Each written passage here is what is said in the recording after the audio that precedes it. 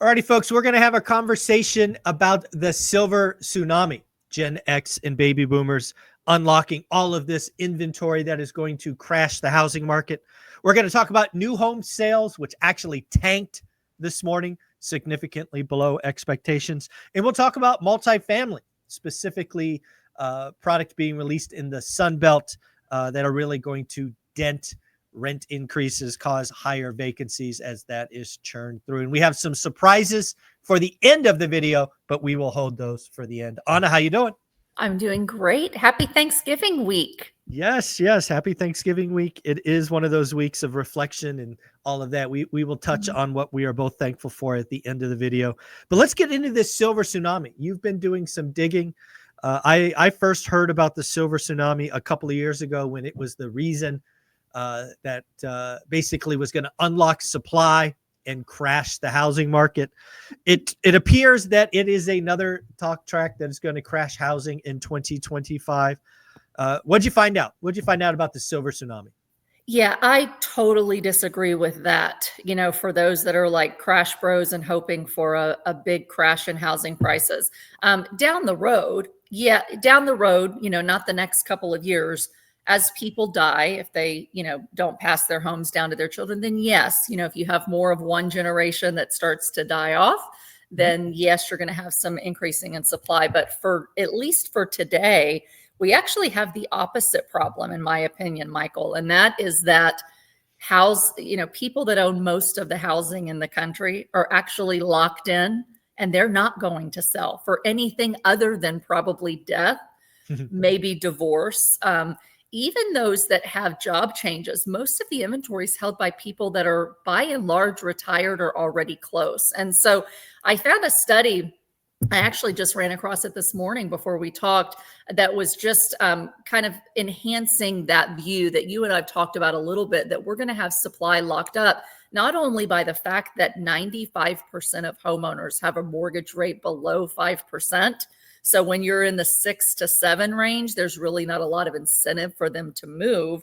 But I think it's somewhere close to 85% have mortgages below 4%.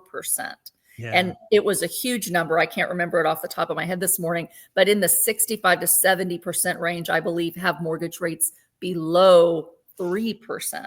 It's a big number. Yeah. We've talked about the fact that if I have a mortgage, my mortgage, Michael, on my home and one of my second homes, they're like 2.3 to 2.6% for 30 years. Why would I sell those properties? No, never. Not when I can go use a home equity loan and tap equity if I need to and want to, right? There's no reason to get rid of that, because you're then paying for a more expensive home today than what you paid for your home several years ago, and at a higher interest rate. It just doesn't make sense. So I found a study that showed that Gen X and baby boomers account for 70% of the almost 85 million owner-occupied homes. Wow. 70% by Gen X and baby boomers, which is a much larger percentage than those people actually make up of the American public.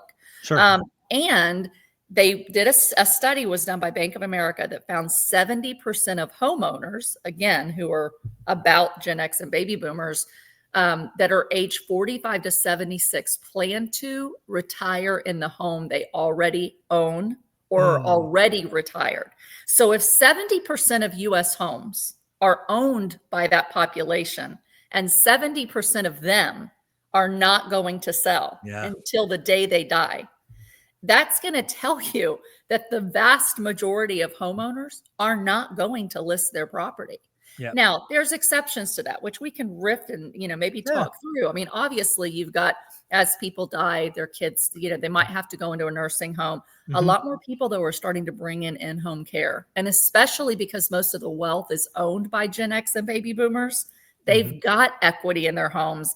They don't want to give that up to Medicare to be taken care of. Why would they do that when they could do reverse mortgages? They can tap their equity, and they can pay for in-home health care for people to come to them.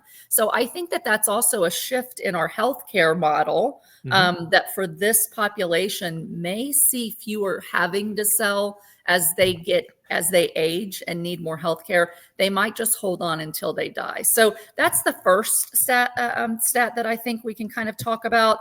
But I think the other thing is people are delaying having kids. So even those that are younger that normally, really want to buy a house, many of the younger population are choosing to rent, or they have to rent. They have to rent because it's so much more affordable still, even with increased rents, to rent than it is to buy right now. But many of them don't start buying houses. And we see that the new age for starting homes to buy their first home is now into the mid 30s, where it used to be in the early 20s. And so there's just simply fewer people asking to buy these homes. So there's a little bit of a decrease in demand, but the supply versus the demand is still way in favor of the homeowners, which is why home prices have not really fallen significantly. In fact, they're up about 3.5% today. Yeah. The silver tsunami is always just not logically made sense to me, because when I think about a tsunami, it just all comes rushing in, right? Hence the word tsunami. And it's not like we're playing a video game where all baby boomers have an expiration date and they're all going to pass on the same day. That's not how it works. Also, we are living longer. Right. So again, any kind of, tsunami is going to be delayed medicine. For the longest time, when you got to a certain age, you would trade down. Back to some of your earlier stats, even trading down doesn't make sense for a lot of people, right? Why have a more expensive mortgage in a smaller house? I mean, it doesn't make sense. And in fact, many are now having their kids move in with them in those larger homes. Or if you're Gen X like I am, I'm 50, I have kids that are, 13 to 21, 22. I said, why in the world would I force and kick you out of the house, right? And it's not that I'm going to baby them and let them live in my basement till they're 30. They know that, right? But I'm like, I'd rather you come back home. I'll probably charge you something for the cost of having you here, at least eating me out of house and home for groceries, right?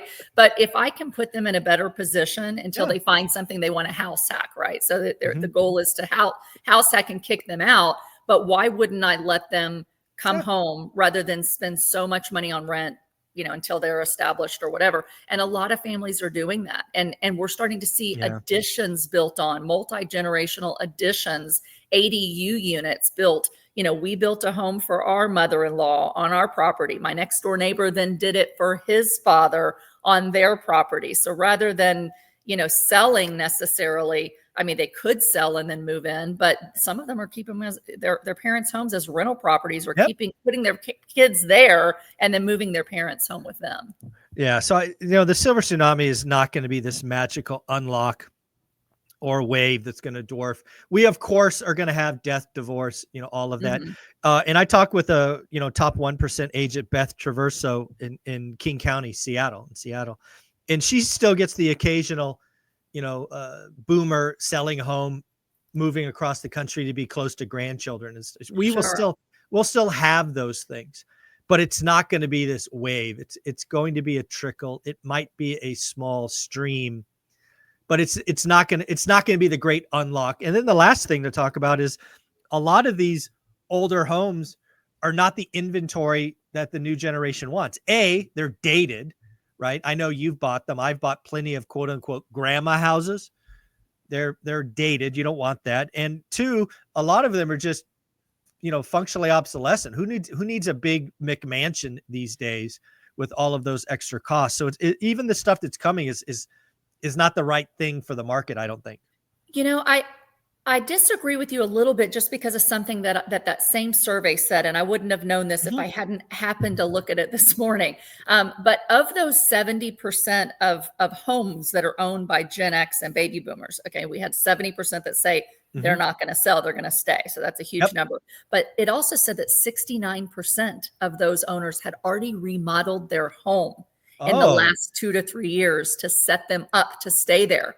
So putting the money into the home is telling you that they really don't want to sell. They're staying put. Yeah. Now here's the thing. Okay. So for today, that means that about 30% of the homes owned by that older generation, when they do sell, are probably dated. but that's a Mhm. small Yeah, percentage. That's a third.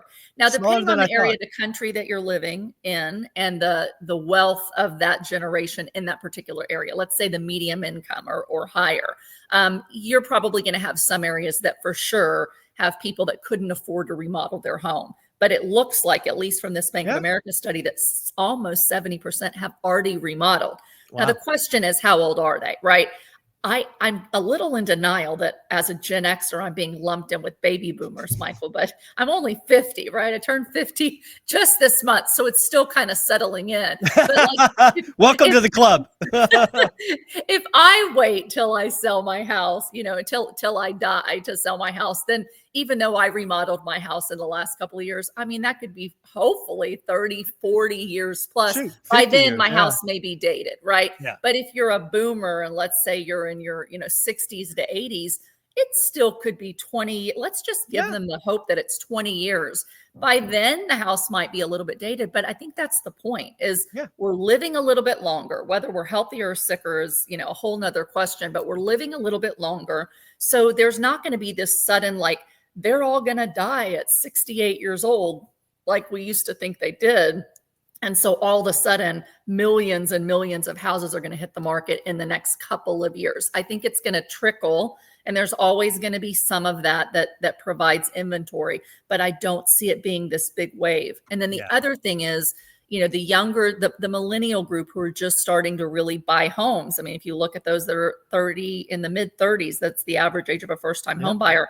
Isn't that a millennial? I Yeah, mean, it is. tell me the exact age range, but it's basically millennials. So your Mhm. millennials and those just behind them that aren't even thinking about buying homes for the next 10 years, they're probably going to be wanting to buy homes right about the time that that older group is selling. And so I think that there could be still some balance, a balance.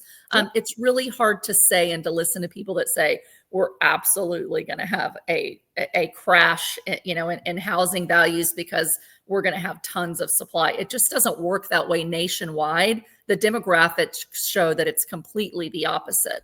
Now, if you want to talk certain markets, yes, there are certain markets for sure that we have other reasons that we are seeing a big increase in supply, such as vacation rental markets and those hit with high insurance, rates, which we've talked about, which are by and large not owner occupied homes. They're investor homes that are really starting to hit supply, or they're owner occupied because of really depressed insurance situations and increases in taxes that people can't afford. So there's always markets where you have a non-normal event that is causing an unlock in supply. And as a buyer and an investor, you want to go into those markets and have a long-term horizon and say, okay, if these values are really down in certain markets or there's a huge inventory, then I'm going to not look at that as a negative. I'm going to go in with a long-term perspective and say, let me buy something while there's this disruption in that supply that's allowing me to get into that with a lower price. And then you hold on for a really, for however long it takes for those values to come back up, which history shows us we figure out a way to make that happen. Yeah. Well, let's switch gears to new home sales. New home sales came out and they were a disaster. I have the numbers here. New home sales came in at 610,000. They were expected to come in at 725,000. Last month, 738,000. That is a massive miss of 115,000. The good news on my channel, a couple days ago, I told people this is coming. It's going to be a disaster. And it was really easy to figure out because pre-election, I don't know if you went to any open houses. I talked to plenty of agent and investors, and all of them said it was crickets and tumbleweeds 3 weeks before the election. So I don't know why the experts were so off, but they clearly were. Yeah, I'll be honest with you. I haven't totally dug under the hood, but I started doing a little bit of digging to just see, just like we talk about GDP and CPI, you can't really make blanket statements like the headline media does unless you dig under the hood to see where is it?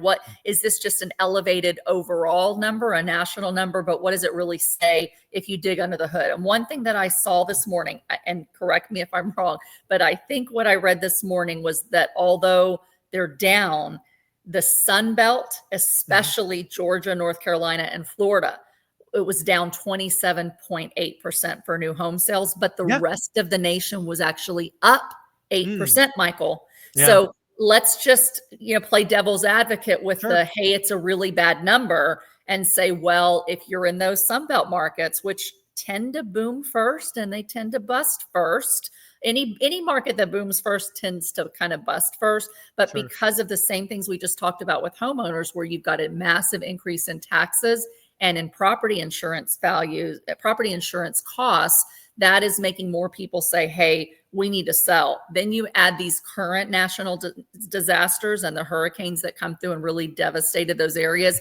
And you can see why people might have said, hey, we're not going to buy a new house here right now. We need to hold off. And so I think we have to kind of look at the national average with a grain of salt to say, is there something that's skewing that average? So I don't think that number's enough to scare me, I guess is the point. No. Other than to say people still want to buy a house. Yes, let's take this south east section off the table for a second. But if you look at the rest, people are still buying houses. Now, it's slowing, and home builders are doing other things to incentivize them, paying down their mortgage rates with a couple of points, or they're building smaller homes, which is another trend that, I think we should watch and see what happens. Yeah. I didn't dig under the covers yet. This number was exactly what I expected. My question is going to be, my guess is this is just demand delayed, not demand destroyed, right? Yeah. Again, when you talk to agents and all of that, and they're telling you 3 weeks pre-election, crickets and tumbleweeds, and then you talk to them a week after the election and they're like, oh my God, my phone's blowing up. I'm going to guess that next month's new home sales is a pretty significant snapback. I don't have the details. Consumer sentiment is up. And that's, there was clearly a shift in sentiment about optimism about where the country's going, whether you're Republican or Democrat, I don't care, but it's obvious to any of us that's like, wow, suddenly the stock market is rallying again. Bitcoin is close to crossing 100,000 if it hasn't already this week, and people are out there shopping for homes again. And so there is this optimism. The question is, does that translate into real transactions, over the coming months? We'll see. I think people are still hoping that interest rates are coming down, but I think some people that have been looking for a home, Michael, they've been looking for years. I mean, I've got some younger,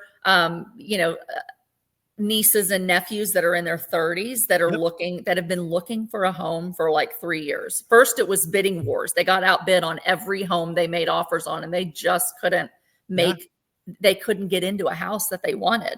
Then they sat back, and then they rented, and then their rents went up. And now they're like, I've been sitting on this down payment money for a while. Now they're going, and there's still not a whole lot of options. But if they can go in and get a new home, maybe they do, and they try to get that new home builder to buy down their rates. And then that makes existing home sales not as strong. But the new home builders can still find, those people that are still waiting. And now they're kind of like, well, rates might not go down below 6. 6 isn't too bad in the long term. And they're still moving forward. Yeah. Consumer sentiment again came out this morning, to your point, and I dug under the covers of that one. And the noticeable uptick was actually, just like you said, a noticeable jump in financial expectations for the future. This is part of the survey that asks folks, are you basically optimistic 6 months out? And it was a very noticeable uptick. What I don't know, and I actually talked about it on my daily financial news, is I don't know when the survey was done. Was the survey done pre or post election? I don't have that data, but regardless, people are feeling better about the future. So again, on new home sales, I actually think in a lot of the country, new home sales are competing with existing home sales. And because builders have figured it out, they can just buy down rates. And we're seeing a lot of, to your nieces and nephews, a lot of them are buying new homes. Frankly, Olivia and I bought a new home. We were shopping for a new spot in Vegas. We were looking at existing homes, and we just went to a community, not thinking that, we could get in there, and sure enough, we worried about payment, not price. And we ended up buying a new home because they bought us. This was when rates were 8. We got a rate at sub 5. Wow. So, bingo, bango, brand new home. So builders know what to do. Absolutely. And to your point earlier, even though those that are keeping their homes have reinvested the money into, 70% of them or so into updating their home and renovating them, what I saw in the markets that I'm in, Michael, and I'm sure this is probably very similar across the country, is because there was such demand that was way outpacing the supply of homes. People were putting completely dated homes. I mean, like they've never been touched for Yeah. 30 years on the market and getting the Getting same them. prices as what people were selling 1 and 2-year-old homes for. And so Crazy. the buyers then really slashed their prices, where it was much easier for some people to go in and buy. Our new home developments here completely full. Now that's Yeah. not the same in every area of the country. There were a lot of build to rent builders who had way too much inventory. And then people bought them and weren't able to get quite the occupancy at the rates they wanted. But in the communities that are by and large for homeowners, the new home developments, I mean, they sold like hotcakes, and there wasn't a substantial premium to get a brand new home for the same price that you could buy a fixer upper. So, I'm sure that that's probably been repeated. I don't know the data on that, but if you look at the stock of home builders and their profits and their earnings, it tells you that, nationwide, they're still doing fairly well, considering all of the, headwinds that they've had to face. Yeah. I think going into 2025, the longer rates stay at 7% for existing home sales, the stronger new home builders will be. They're not playing the 7% game. They're just not. Right. And they're going to win. Well, let's switch gears to, again, the Sun Belt in multifamily. Obviously, we talked to you about multifamily. We talked with Jonathan Twomley about it as well. There is still a lot of inventory, quote unquote, coming online, which is going to cause churn, vacancies, probably some rent softness, maybe some 1-2 month rent specials. There will be a give back, right? Because there's nothing in the pipeline to be built, but probably for the next 6, 18, maybe 24 months, there's a lot of supply still coming in the Sun Belt, right? There absolutely is. And it couldn't come at kind of a worst time for multifamily operators, right? Because the value of multifamily is in really two things. It's one, just like with most investments, you when you look at return versus risk, a lot of people like real estate, and especially multifamily, because there's some kind of income that you're getting every month. And you've got appreciation and upside when you sell. And most multifamily properties are really built by and bought and renovated by investors who really have a short-term time horizon, different than a lot of buy and hold single family investors, right? They're looking for that upside, that quick forced appreciation that allows them to buy, fill them up, raise rents, which raises the values, which then they can sell for a profit. Well, we've already talked a lot about how interest rates have caused the cap rates, or the rate of return demanded by buyers, to go up commensurately. And so that means the values have fallen for commercial real estate, because investors need to buy it cheaper in order to create the same return. But the other side of the valuation of commercial real estate is the income. So basically, the easiest way to explain it is net operating income divided by the rate of return demanded by an investor for that deal equals your value on paper. Well, we've already talked about the cap rate making values fall. Well, if your income falls, that also double whammy. It makes your values fall, and it reduces the amount that you get in your pocket every single month. So just like we talked about supply and demand for single family houses for the first part of our show today, you talk about supply and demand of rental units available and how that impacts the rent that you can get for those properties, right? So the more supply, the more options a renter has, the more they can negotiate, and they want a better rent. Well, what happens is when new housing comes online, new multifamily apartments, for example, let's say you have a new 50,000 units in your city, which we're seeing in a lot of these Sunbelt cities. And I invest and operate in these cities, so I know the data is correct. Dallas, Austin, Houston. I'll pick on Texas first because I'm from there and I invest there. We've got, 30, 50, 60,000 new units coming online in 2025 alone. And so what that does, differently than maybe some cities, but big cities like Dallas and Houston, it's not uncommon that people drive 45 minutes to an hour to get to work every day. Mhm. So they're happy to move out into the suburbs or to move anywhere within that city that's safe and be close enough to jobs, close enough to restaurants and nightlife that are all these little mini cities within a big city. And so if I have an apartment building, it's not like I'm fine and I can demand my rents and I can keep occupancy at 90-95% as long as no one builds within 5 miles of me. It's anyone that's building within 45 minutes of me, maybe an Right. hour of me. If their rents are much cheaper than mine, that's competing with me. And so For in sure. these big cities, you've got people willing to drive a bit, amenities galore everywhere you look, and an increase in 30, 40, 50,000 units and more has a huge impact. And I'll give you just one example of a property that I own today. And we are very actively asset managing that deal and trying to keep occupancy up and trying to force rents. We have multiple new complexes that have come online.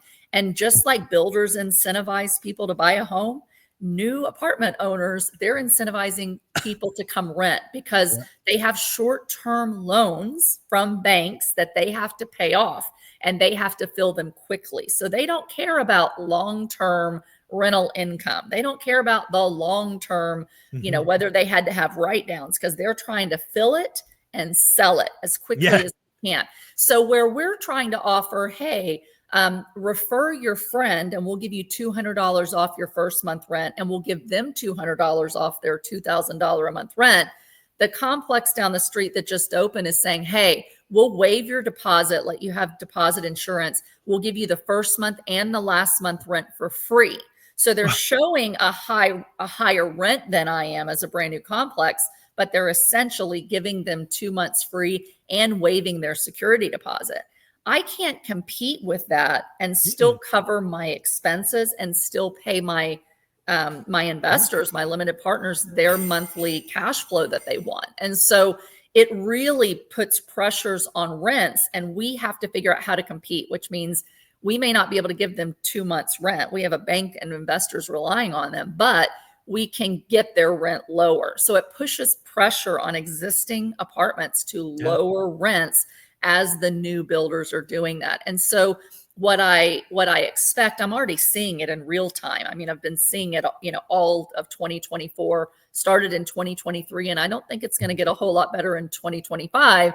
Everyone hopes these things get filled and then suddenly we have, new supply coming online. But I'll tell you this, an average large city, a major metro, major market sector, generally across the country historically has about a 9 to 10% vacancy rate. So you're about 90% filled all the time. And you should be underwriting your deals to that 90%.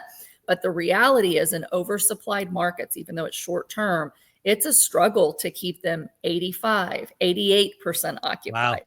The way that we keep them over 90 is we have to offer incentives such as reductions in rent, or we pay for expenses like cable and things like that. And so it's a real issue that's going to continue to put pressure on multifamily specifically, especially in the Sun Belt where all these builders started building in response to the demand and all the new jobs and all the people moving in 2020, 2021, 2022. We're really seeing the peak of that inventory starting to hit now and into next year. So if you're going to hold your properties longer term, you're fine, but it's going to be another year or so. It was survive to 25, right?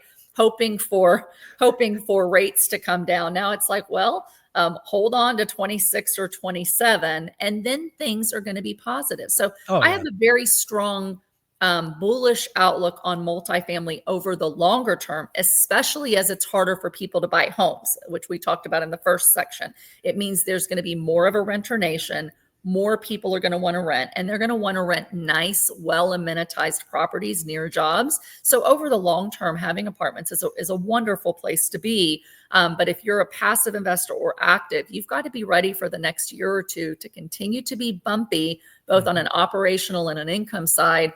and on a sales side, which sales are down 80 to 90% nationwide of multifamily because of a lot of these dynamics that are going on across the country.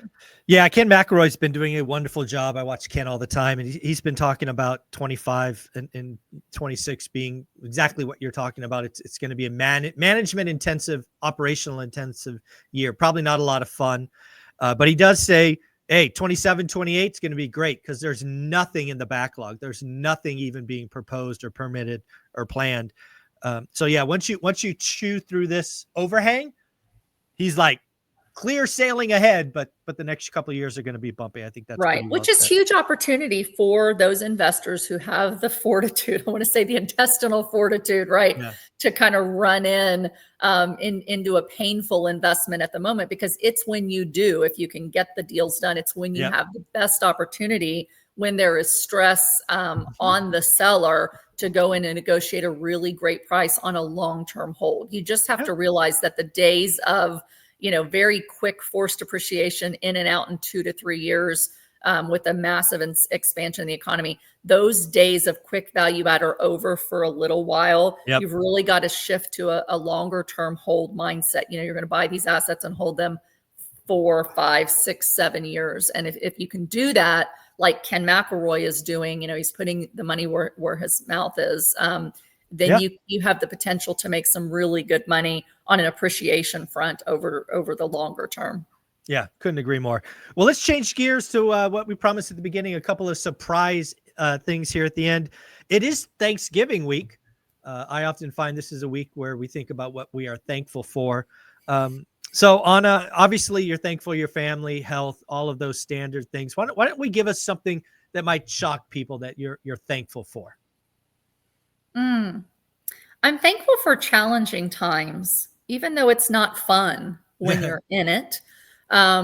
Challenging times really force us to have to reevaluate everything, how we do everything, how we're feeling, how if we want to continue to do what we're doing, if we want to do more, if we want to do less. And so, the last couple of years has been very challenging for me personally, both on, just the operational front and trying to navigate well investments for my investors. There's a lot of pressure when it's not just your own properties, but you've got investors to take care of, and a lot of challenges that we haven't faced before, between pandemic and these changing dynamics in the market. It has forced us to get very, very good and much better than we thought we needed to be, right? There's always things that are challenging, but they help us figure out who we really are, and how we can do hard things. And you think we'd learn that lesson, but each time you're like, oh my goodness, this is a hard I didn't bargain for. Then I fell and I broke my ankle and I couldn't travel and I couldn't do some of the development things I wanted to do. And then credit dried up and banks said no to projects that were a go, and suddenly they didn't make sense. And so, dealing with just a lot of disappointment and feeling like there's so many things outside of my control right now that it's very uncomfortable. Because when an economy is great, you can make some mistakes and the economy still rewards you pretty well if you're average or better, right? But challenging times really have a way, and for me, I'm thankful that they have, to help us reflect on what's important, what's worth our time and our stress level, and what we're really capable of. And so getting through these challenging times and coming into 2025 with some renewed optimism for various different reasons, I'm just really thankful that I've made it through those hard things, happier, healthier, with more confidence, with more joy in the small things that really are not measured by success. But I'm just thankful for resilience and challenges that make us stronger, make us better. If we choose to face them head on, things can always be better. And you've got a lot of things that you can do even in challenging times to make tomorrow better than it is today. So I'm just grateful for that renewed realization, and that, I have hope and optimism and joy even through the struggles of the past couple of years. Yeah, one of the things that I wanted to say in this section was the thanks to you. I mean, you were the first reoccurring guest on One Rental at a Time Wow. Was that like 2018, It something like that? was, So yeah, I mean, you had the, fortitude to, we've still never met in person, which I think is which is wild. crazy. It's I've known crazy. you for 6 years. Yeah, exactly. One of my best friends. Yes, for sure. Yeah, but again, you took a shot really early on. You committed to an hour a week, and I just wanted to say thank you. You really led me to see that there were people out there, other people that were willing to commit, and your Mhm. your willingness to do that was one of the reasons this channel still exists. Because before you said yes, I was thinking, how do I create single person content, and that's Yeah. hard um, and stressful. But working with good people who are go-givers, who have experience, who are really doing it. I mean, again, 2018, you were still working. Yes. We saw you retire, right? We've seen you do all of these other amazing things. It's just so much easier to talk to good people and just see what's going on. So I wanted to thank you personally for being the first. Thank you. That means so much to me, Michael. It really does. I'm so thankful that we met, and that we get to talk to each other every week. It's been a blessing for me as well. I think in this social media world and this world where there's a lot of negativity and comments and keyboard warriors and doom and gloom and all this stuff. We're really blessed to live in the age that we do, where we can get to know each other so well and talk every week and make an impact on people that we've never even met Yeah. face to face. And I can't tell you what a blessing it's been for me as well to be on the show, to get emails from people. Some people have come to me for coaching and consulting. They found me on your show. And for someone Wow. to come in and say, like, you've really changed my life and show me what was possible, and been able to help them get their first property or their first, short-term rental, or be, remove the fear from investing long distance and not in their backyard. Like, getting that feedback from people or emails or comments. I read your comments. I don't always have time to comment back on them, but the comments that thank us for Yeah. really opening their eyes, helping their kids have the courage to buy their first investment property, helping them to think about living below their means, taking that leap to house hack. Like, there's nothing greater, other than obviously like God and my family, right? But there's nothing greater Yeah. to me than to be able to know that week in and week out, committing an hour a week to people really can change somebody's life, and to see the impact that has. And my hope is that they then teach that next generation, and then they then teach that next generation. It's an incomparable amount of joy that Mm. brings to me every day. And knowing, Michael, that you are making an impact. I mean, look at how many people have gone out and bought their first rental property because of you and your show and your books and your commitment. You'll never know. I mean, Mm. you see some of it, but you'll never know the seeds that you've planted and the lives that can be changed for generations because you committed to doing this. Yeah. So I reward you and applaud you, and it's my honor to be on this journey with you.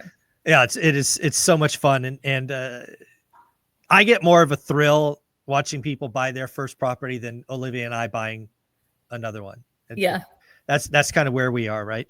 Well, let's flip the gear. It is the end of the year.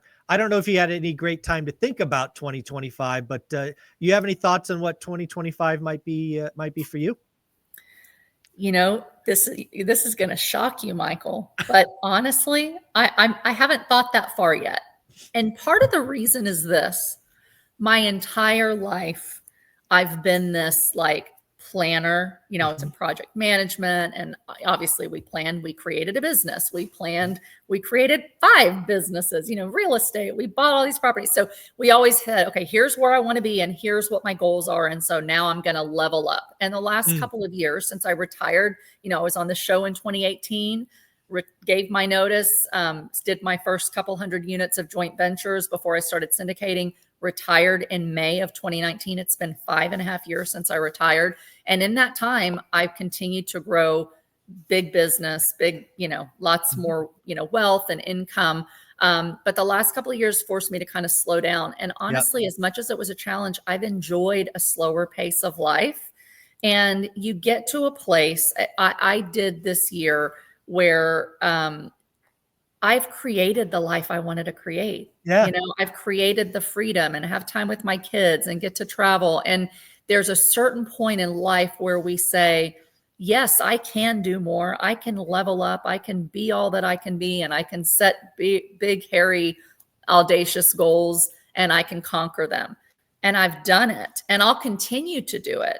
But I'm in a season where I'm really just trying to reflect, grow, focus on my personal health. Yeah. I've lost a lot of weight this year and have mornings where I can get up late, have my coffee, not talk to anyone, do things that are important to me, spend time with my family without the pressures and responsibilities to add more that really detract from my time freedom and my freedom of low stress in my relationships, right? So like the more I can build, I committed this, and we've talked about it on the show as well, like to not have to work after my kids get home from school. The more I want to build, the more I have found things happen in many startup businesses that require way more time and pressure and stress that I could shut it down at 3, but I'm then in a stress mode that I've got to come down from, where I just want to be fully present after 3. So with that said, I've really been reflecting this year on being more than feeling like I have to keep doing and doing more. Love it. Just having joy in the present instead of always thinking about, well, when I do this or this or this next year, then I'm going to have that next level of success. Success is a lot about contentment. And I'm in a place of just trying to focus on me, physical, mental, emotional, spiritual health, and my relationships. And so building business, building more has not been at the forefront of my mind for the last couple of months, even though I've bought property and I still look and I still work. Trust me, I've got a lot of investors that are counting on me to continue to do. I'm more in kind of a sustaining mode. And just not forcing myself to have the pressure of what are my big goals for next year. Well, I think that is a wonderful things goal. Come. And I've never done that my whole life. And I'm blessed to be in a position that I can do that. We've created the freedom and the life that we want. And I've got very little time with my kids home still. I've got 2.5 years left with one child, 4.5 years left with the other. And there's part of me that says, I may not build anything new for the next 2 to 3 years, and then be totally refreshed and have new ideas and new insights. Now, if the market does crash, like all the crash bros say, Michael, I'm going to go buy a bunch of property. I'm going to take advantage with the right opportunities when they come in. But right now, I have said no this year to more amazing things and opportunities and partnership opportunities than I've ever said, because I said, you know what? I don't want to grow right now. I want to enjoy what I've built and to be, and more. And then the heck yes opportunities when they come, I'm going to jump right in when the time is right. And I'm in a position, a better place to be able to do that. So there's some wisdom from another gentleman on the show, Dion. He had a saying that really hits. And he basically says, hey, if you've won the game, stop playing. And you've won the game, right? You've gotten to where you want to be. And there's no shame in not playing. You have everything you want. Why have that stress? That's the thing that's wrong with social media, is all of these people just keep moving the goalpost. It's always bigger, always more. No, if you've won the game, like Dion, I think he has 18 units. If you have set your life up at 18 units and you won the game, congrats. Go spend 6 months in Thailand. Go to Peru if you want to scuba dive, and just you've won. Congratulations. That's okay, right? Some people win, so congratulations. I love that. Thank you. And that's the goal. All of us get started either as an entrepreneur, as a real estate investor, because you want freedom. But then the world tells you, the comparison trap, you have to do more. You have to have more. You have to make more. You have to have a bigger house. All the things we've talked about, which means everybody up levels their cost of living to what they now make, but they also sacrifice their time. And the time freedom is what everybody really wants. Why do they want financial freedom? So they can do what they want, when they want, with whom they want, wherever they want. So if you've got that, why push to compete or compare or do more that's going to take away from that freedom that you've developed? And so we have to get to a place where we We run the race. We run it really, really, really hard. And we get to a place where we say, okay, I've done it. Now let me enjoy some of it before I feel the pressure that I have to do more or be more because everyone else says I have to. And I can just tell you from having done it and having that freedom, no deal unless it gives me more freedom and fuels even more income coming in truly more passively, then yes, I'm going to say yes. But creating life by design, Michael, which is what we all challenge people to do, buy the one rental at a time so you can have a little more to make things optional. That freedom is what we want. And so quit feeling like you have to do more and compete nonstop. Learn to be content. Only do things that fuel the life that you want to create by design. And, life has seasons. And so I'm learning that as I'm entering this, halfway season, like fall of my, fall part of my life. It's like, there's a lot of great things ahead, but I want to enjoy more and challenge myself a little bit less because I have nothing to prove to anyone, including myself anymore. I love that. I hope everybody watching this has this restful, peaceful moment sometime in their journey. The race is hard. Again, I tell everybody it takes a decade, but you will finish. Like I just completed my first marathon and it was grueling and hard and painful. But you know what? When you finished, I wasn't going to run another one. I was done. I won the race. I finished. It's the same thing. You don't have to, there's not another marathon to be run after you've finished this one, right? There might be, but right now you can have time to just thank you, to enjoy the fact that you did it and celebrate the success. Congratulations. I'm so proud that you did that. Yeah, thank you. I was certainly not going to run another one that day. I'm not going to move the goalpost. Oh, you did one. Let's just keep going and see what happens. But Michael, you know why so many successful people are so unhappy and they end up, sad, depressed, lose their families, lose their marriages, all those things, because they cannot enjoy what they've done.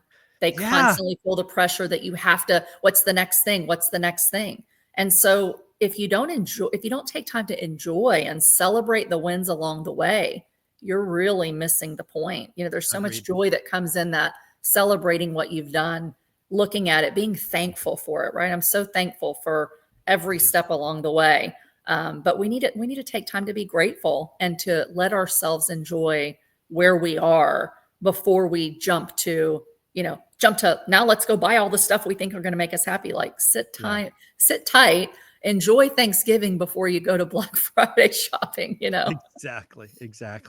Well, this has been always fun. Great conversation. Anna, where can people learn more about you? Well, you can find me at AnnaKellyInvesting.com for information on real estate wealth consulting and coaching, as well as passive investment opportunities for accredited investors when I have them. And you can find me back here every week with you on this show. Folks, again, if you haven't checked out Anna's playlist, I would actually go to it and go back to the early videos and just watch our evolution. I think it would surprise you and be a lot of fun to do. So Anna, thank you very much. Have a wonderful week and happy Thanksgiving. Thanks. You too, Michael.